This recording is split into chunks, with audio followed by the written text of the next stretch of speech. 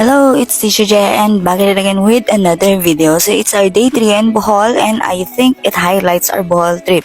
So let's go and see here now in the Now Adventure Parks. So iba't ibang package yung ino-offer nila but we availed the package 1C which is the hamster wheel, zip bike, sky ride, zoo slide, the plunge, and the giant swing which is 2,150 per head and kasama na nga yan sa binayaran namin for 3 days in Bohol. Okay, so let's take the adrenaline fueled journey like never before at the Now Adventure Park, your ultimate one-stop destination for an extraordinarily extreme adventure amidst the stunning landscape of Bohol, Philippines. Okay, so let's start our adventure in the sky ride. So it is over 200 meters high. Yan, so kumbaga ito pa lang yung warm-up kaya chill-chill lang dyan. Pero nakakalula pa din kasi makikita mo na kung gaano talaga kataas. And yan, kung nakikita nyo yan nga pala yung pagbabagsakan if i-avail nyo yung the plunge which is yun yung pinaka-extreme na ride dito sa Danao Adventure Park. And next is the zoo slide. So kami dalawa ni Denden, pwede naman siya by pair. So talagang hawak kami dyan. So yung nakakalula yung papunta talaga. Pero yung pabalik naman, carry na. Ayan. Namin nilabanan yung fear of heights namin dyan.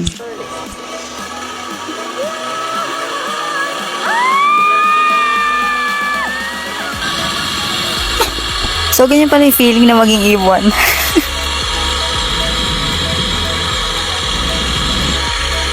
So, nung pabalik na, pumikit na lang talaga kami kasi feeling namin sasadsad na lang talaga kami sa may ground. So, yan, next is si RG naman and then yan yung video namin. Pabalik na.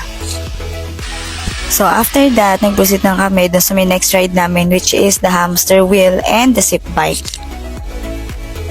So dito mukhang chill-chill lang pero iba na talaga yung kaba namin habang inaayos sila yung mga bikes sa yung gagamitin namin na wheel.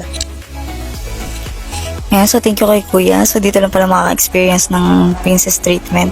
Sabi. Yeah, so nag-ready na nga kami. So kami ng dalawa ni Denden, yung hamster wheel muna yung inuna namin. Tapos si RG nakabike siya solo. So ang hirap talaga i-control nung hamster wheel kasi ang bigat talaga niya, ang sakit sa braso talaga pagkatapos. And depende sa iyo kung gaano kabilis or kabagal yung magiging movement kasi ikaw talaga yung magbibidal or ikaw yung magpapagalaw. Nung pabalik na, bike na yung ginamit namin ni Denden. Oo, mas magaan siya kaya lang mas nakakalula pala siya kasi anytime parang feeling ko pwede kong mabuwal sa magkabilang side or mawala ako dun sa pinakadinadaanan. So, kalula talaga yung bike. Yan. So, after nyan, itatry na nga namin yung second to the last ride. And pangalawa din sa extreme ride dito sa Danao Adventure Park, which is the giant swing. So, nakita nyo naman kung gaano kahigpit yung naging kapit namin ni Denden. Kasi may nauna sa amin. And feeling namin, gusto na namin mag-back out ng mga time na yan. Kasi sobrang taas talaga. And grabe, look talaga yung mukha ng mga sumakay. Ayan, so si RJ yung nauna. And talagang sagad siya dun, no? Ayan, and grabe talaga yung nangyari kay RG. Talagang yung mukha daw niya parang nawala na sa pagkaayos. Ayan, syempre kami ni Denden. So, kunyari, smile lang kami dyan and hindi kinakabahan. Pero nung papataas na, nalulula na talaga kami. And sabi namin, hanggang doon na lang talaga yung kaya namin. And yan, para kaming pinalipad talaga.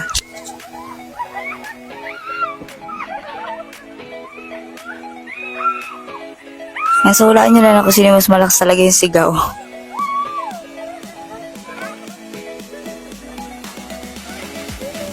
And after that, nagre-ready na rin kami sana sa may the plunge. Yun yung para ibabagsak sa may bangin. Pero, ayun, biglang umulan. And kumulog pa, kumidlat pa. So, hindi na kami natuloy. So, marirefund naman if ever na hindi nyo nagamit yung isa. So, okay lang din yun. And after that, so, sumakay na ulit kami. And then, dumaan kami sa may House of Lechon dito sa may Bohol. So, sabi nila din, nakakain doon sila niyan sa may Cebu.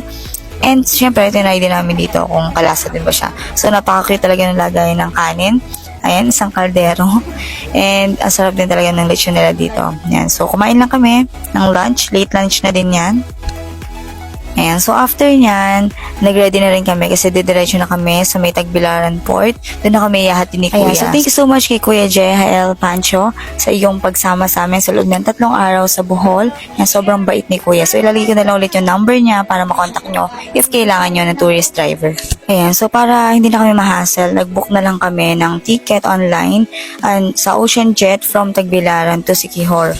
So, pinakita lang namin yung online receipt. So, binigyan kami ng paper and then pina-check na namin yung luggage namin. So, nagbayad kami ng 30 pesos na terminal fee and then 100 pesos kapag malaki yung luggage and pagka maliit is 50 pesos naman yung bayad. Yan, so ang pinili namin sakyan is yung Ocean Jet. And from Tagbilaran to Siquijor, nagbayad kami ng 800 pesos per person. So yun, pwede nyo mabili online, and pwede rin naman kayo bumili mismo dun sa may port. And so dahil first time ko sumakay sa ganyan, syempre natatakot-takot pa ako, pero fairness, malinis, tapos hindi naman siya ganun na nakakahilo. So, ang bilis lang din nung naging biyahe namin. Siguro wala pa siyang 2 oras. So, mga 5 PM, dumating na kami dito sa Siquijor. And grabe, so totoo ngayon nakikita ko sa social media, sa port pa lang talaga mapapawaw ka na talaga. Sobrang linis talaga nung tubig nila. Siya grabe, para talaga tubig sa pool. So, makikita mo yung mga sea urchins, makikita mo yung mga starfish, yung mga isda. Sobrang linaw ng tubig.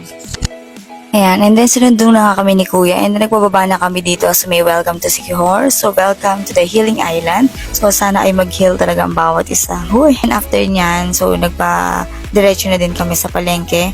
Kasi ang plano namin dito is kami yung magluluto. Si RG pala.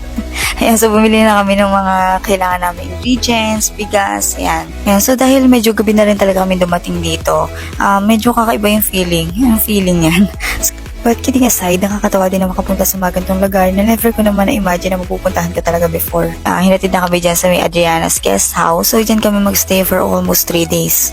And nakakatawa dahil sobrang bait din ng may-ari ng guest house. Ayan, so dito kami nagstay sa Villa number 2. So saktong-sakto lang sa aming tatlo. May isang bedroom pero meron ng double deck. So pwedeng isa sa taas tapos 2 na sa baba. And kompleto naman sila ng mga gamit. Ayan, so meron silang water dispenser, rice cooker, may ref, meron ding oven, may electric kettle. Ano pa ba? Meron din silang blower. Ayan, so sakto-sakto. Ayan, so ito yung napili namin kasi may kusina din siya sa may labas. So makikita niyo siya sa ibang mga video. Kasi mas gusto namin na magluto kami rito sa Siquijor. Kasi sa Bohol, puro bili lang talaga. So dito, magluluto si RG.